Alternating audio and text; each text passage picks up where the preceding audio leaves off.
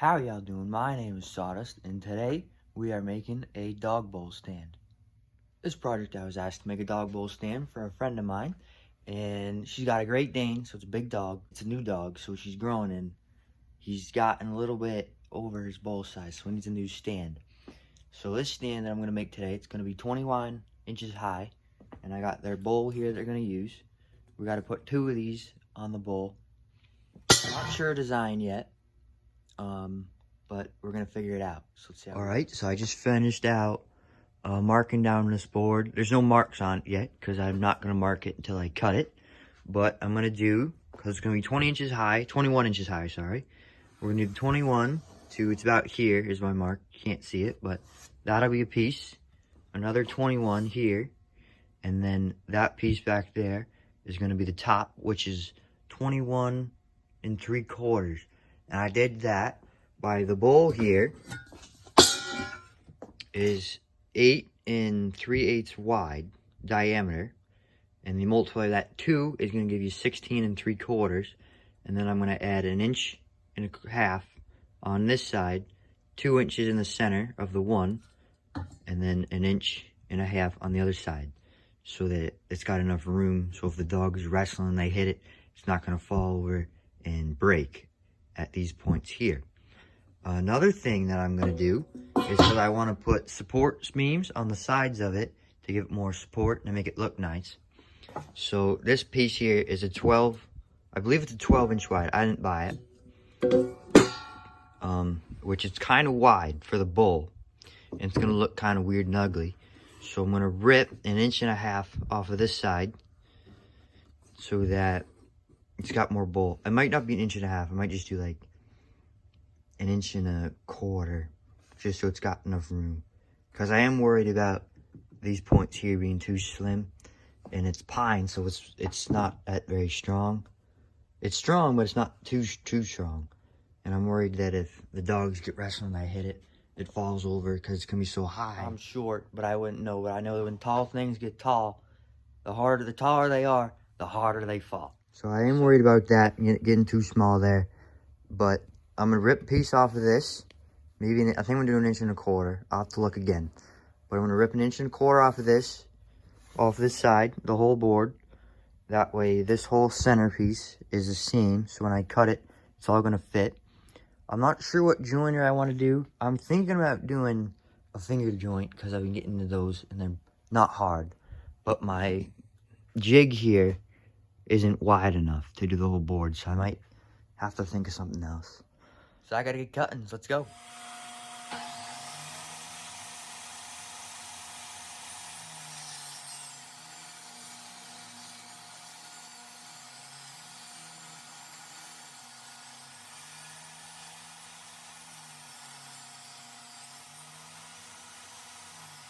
I did do it, I got 1.25 inches. So this will be, that way that bowl sits there, nice and good. It's still got a little bit on the sides, but I think I came up with a way on how I can make it a little stronger. But we'll see if I do it.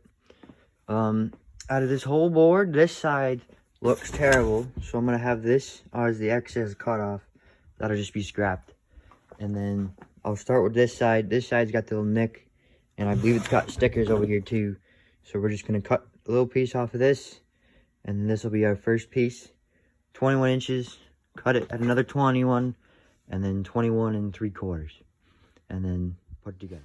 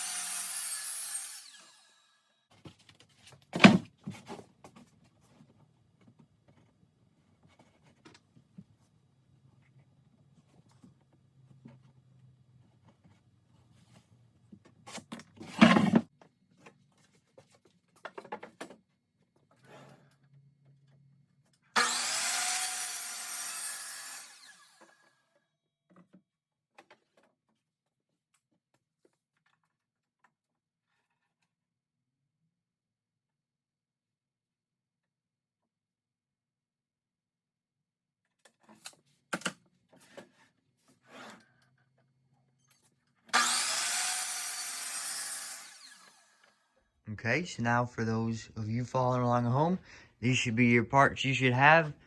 You got your centerpiece. That's going to be good for cross sections to make some support. You should have your piece that you cut off with the sticker and the knock. That you can throw away into the scrap bucket. You should have your two upright pieces. Your center bowl that you're going to cut the holes out for the bowls to sit in. And then you have your other excess. These here, I always keep. Because, I mean, it's got this little knock here. But you can cut that off. And this all here is good wood that you can use in the future. Okay, so after looking at what joints I can and can't do, I was going to do the finger joint. This is my jig, which obviously, as you can see here, is not long enough. So I would have to make another one of these. But even if I did, here's my piece here. To get that side one, it's going to hang off the side, so I have nothing to clamp the jig to. So it just wouldn't fit, basically. So I'm going to have to do something else. What I think I'm going to do is, I'm not sure what it's called, but the jig where you have your piece of wood and then you carve that one side out so that it pops in. I think it's something rabbit, now that I think of it. A rabbit joint, maybe? I don't remember. But you'll see what I do. So here's what I'm going to do. So I just looked it up. It is a rabbit joint. So what we're going to do is basically, we're going to have this piece. This is my top piece. And we're going to mark out 3/4 of an inch, because that's how thick these boards are. Mark out 3 inches a quarter. 3 inches of a quarter. What did I just say? 3/4 of an inch. We're going to cut 3/4 of an inch out. You get what I mean. We're going to router that out. That's how I like to do it. I'm sure you could do it on your table saw with a cross sled if you have it. But I have a router, and I prefer to do it with a router. So that's how I'm going to do it. This board's 3/4 inch wide. So 3/4, so it's going to be 3/8. I'm going to cut 3/8 off of it. That whole section. And then the board will fit right into it. And then we can screw it in from the bottom up. And then we can put a plug hole on top of that tied screw and make it look nice. But first, I think I'm going to sand all the boards. That way, they'll look nice. And it'll be easier than doing it later. I got them all sanded up. And how we're going to do this is I'm going to make sure these boards should be exactly 3/4 of an inch, which they are. I got my marks here for the router. They're 3 inches wide, 3/4 of an inch wide, all the way down, all the way down. So now I got my router. I got it set for 3/8. We're going to cut this out, and it should piece together nice, good, and tight. And it'll work. It'll be great.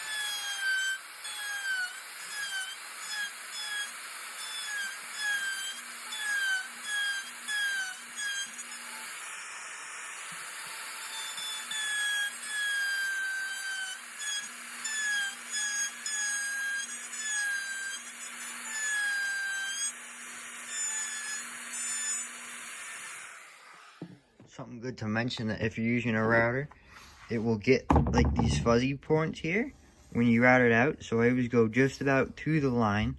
Sorry, I messed up right there, but there's nothing I can do about it now. And then I'll take my chisel and I'll just hack those off. That's just that fuzzy pieces so I can see the line. And then I'll come back through and go right down that line.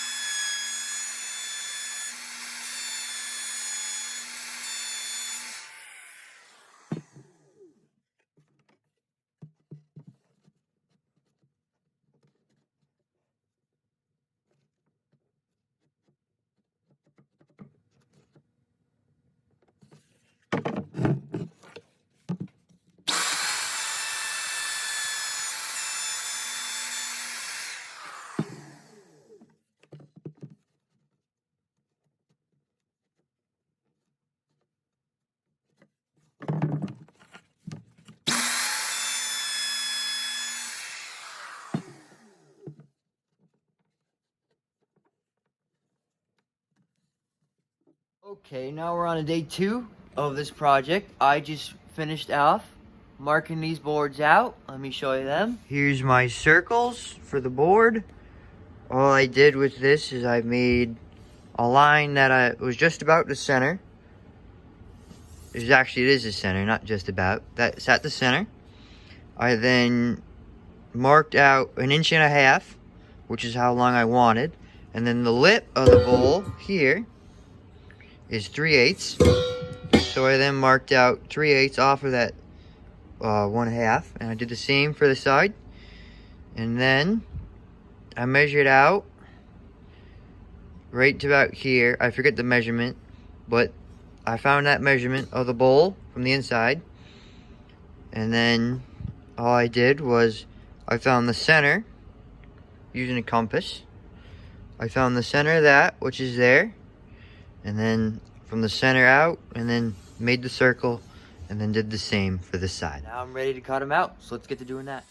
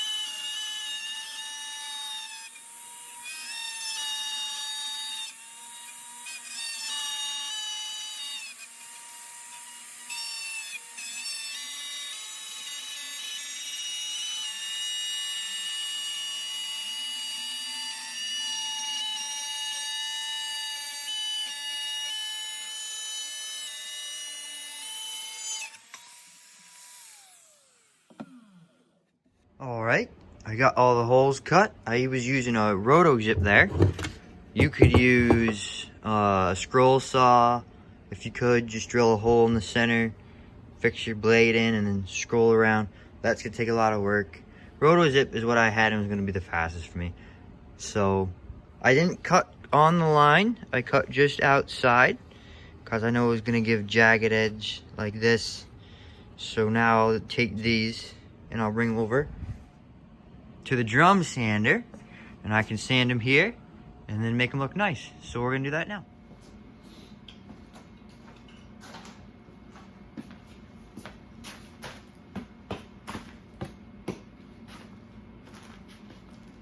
Steps up to pitch.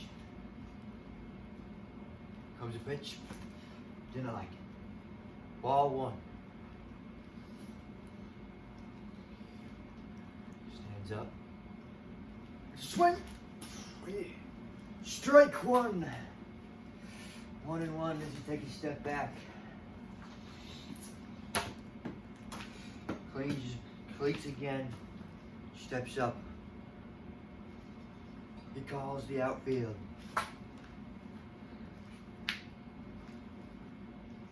He likes it. It's out of here. It's gone. Okay, down in the basement now. I decided that I didn't like the squareness of the legs, so I decided to put a little design into them. Little design on both of them. And then I'm going to burn a dog bone into it and put the dog's name in it, which is Hooch, into it. So let's get cutting.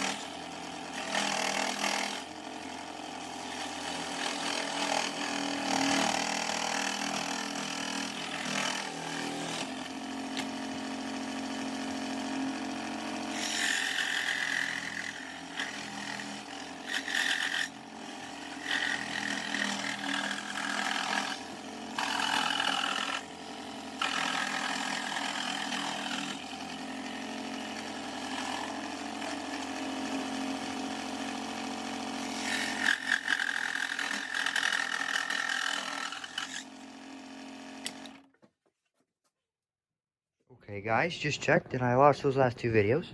So I cut these pieces out. They're the cross sections. They're 21¼ inches long. And I got them nice and scrolled down. I got it put together. As you can see, it's just a rabbet joint. And I cut out the sides. There's them. Sorry about that. I messed up and lost the video. But here's how it looks like. All I did was I put them together.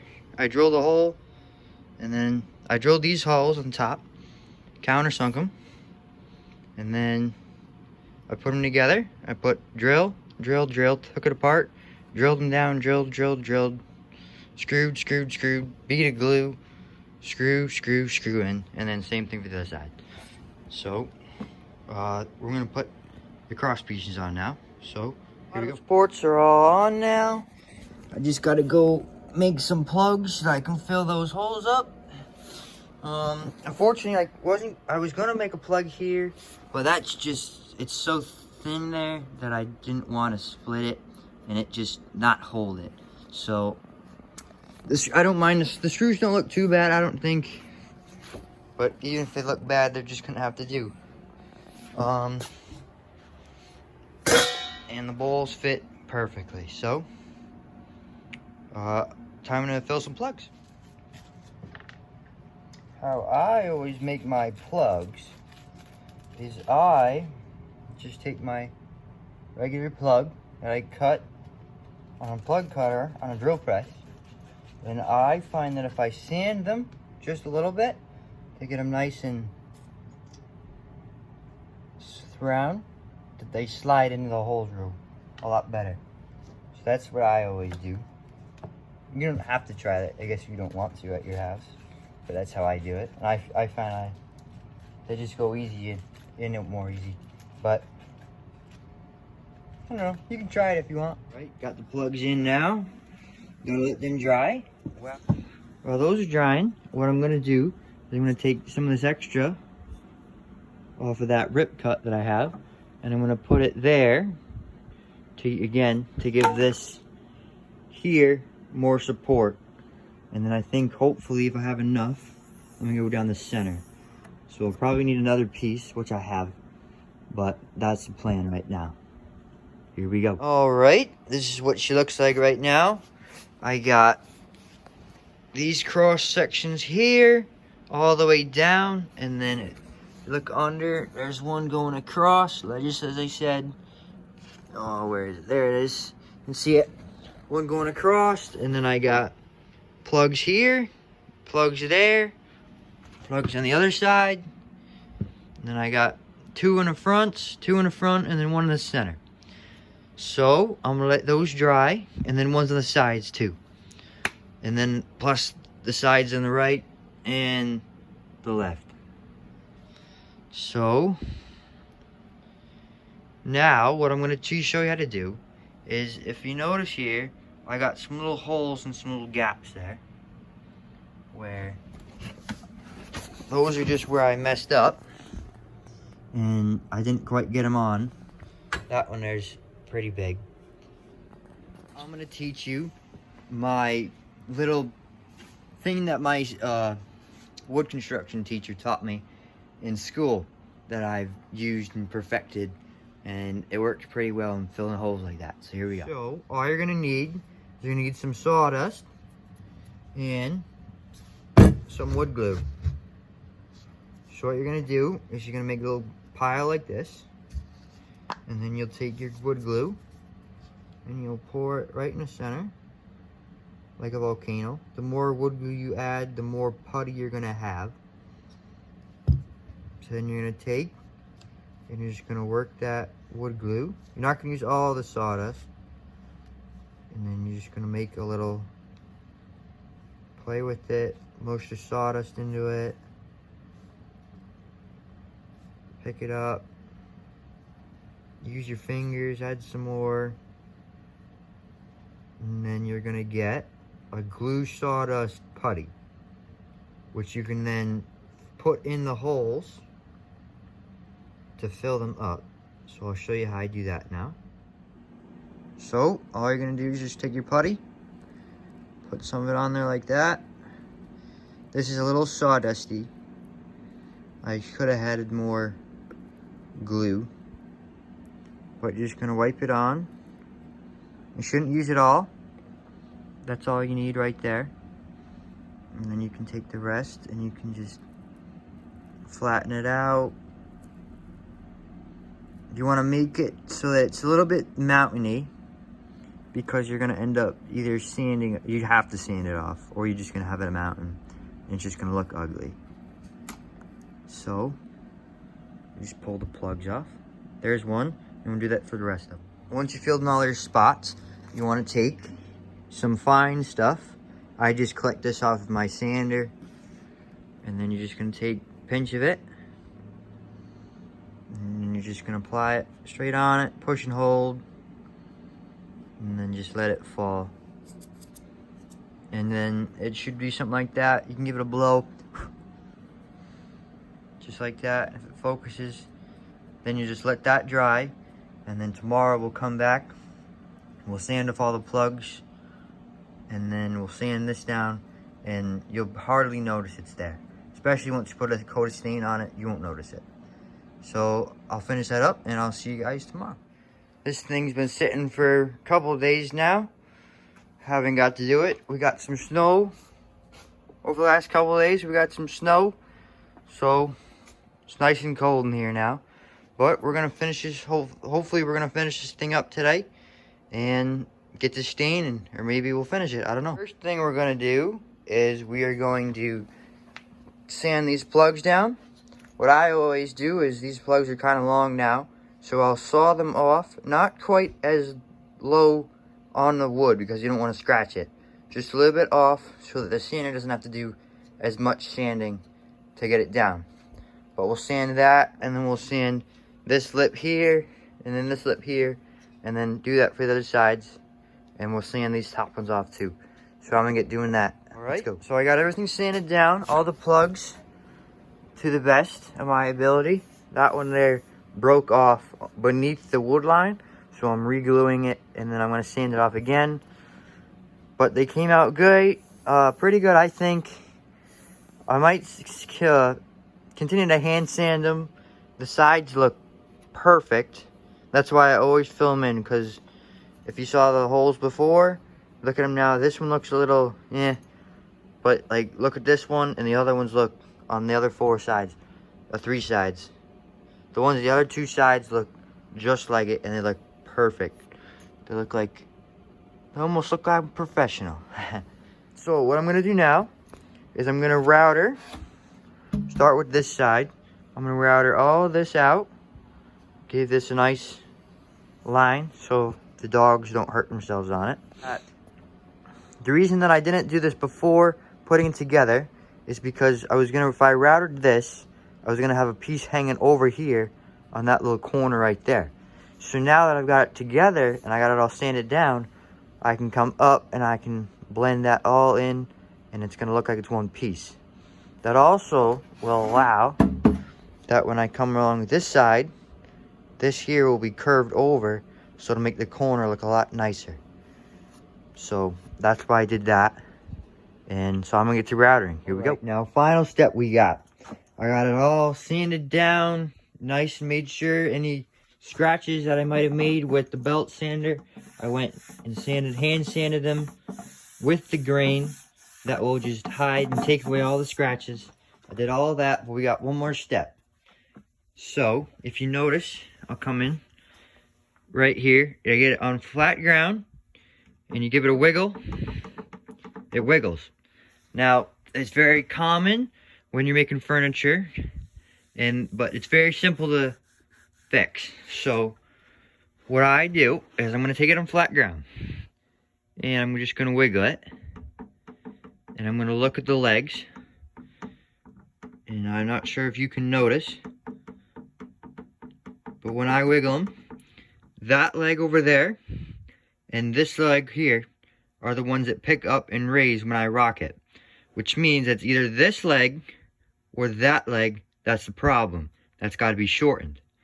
So what I do now is if I rock it, see how when I let go, it rocks towards me? That means that that back leg is too long and is pushing it towards me. So, that means that if I take down and I sand that back leg, then it should even out and not rock. Now, if I was pushing it away and it was standing there, or if it was close and I was pulling it towards me and was still rocking back, then that would mean that this front leg is too long and you have to sand that one. But for me, that back leg is the problem, and it's got to be sanded down. So I'll do that here on the drum sander. But you could use any type of sander. This is just what I like to use. I'm going to use this Winwax wood finish. It's a red oak color. This is what she wanted for it. And something to note is that previously I said that I was going to burn a dog bone in this, but I'm not going to because she wants the darker stain. So if I was to burn it and then stain it, you're not going to really see it. So we're going to skip that. If you want to do a lighter stain, you can still burn it. Burning it's pretty straightforward. You're just going to draw a pattern, and then you'll have a burner. You'll have a burning tool that you can then, it will burn it basically. It's very straightforward to use. You can look it up on YouTube. But I'm going to stain it now. Start by staining. I'm going to take a rag of some sort. This is just an old t-shirt. And I'm just gonna wipe it down and get any sawdust off of it, so that we don't want to be on it when the stain comes, because that'll affect it. Another good thing to mention is that if you have any glue marks, I don't have any, around where your plugs are, or you just kind of got, not lazy, but you just got some glue marks, you want them off, completely off. You want to give them a nice, very good stain, because you don't want that on that at all, where the stain won't properly set into the wood, where it will on the other pieces.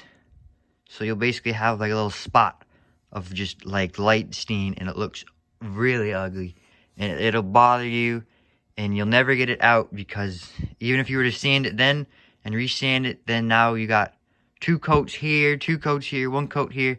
So just, it's easier just to sand it now, put in the little elbow grease, whatever, get it off, and get it off the first time, because you don't want it on there the second time. Finally, how I stain is I just take a little piece of, this is a piece of an old towel that I ripped off, and I like to fold it in half, and then I just dunk it in, and then wipe it right on my workpiece, and it works fine.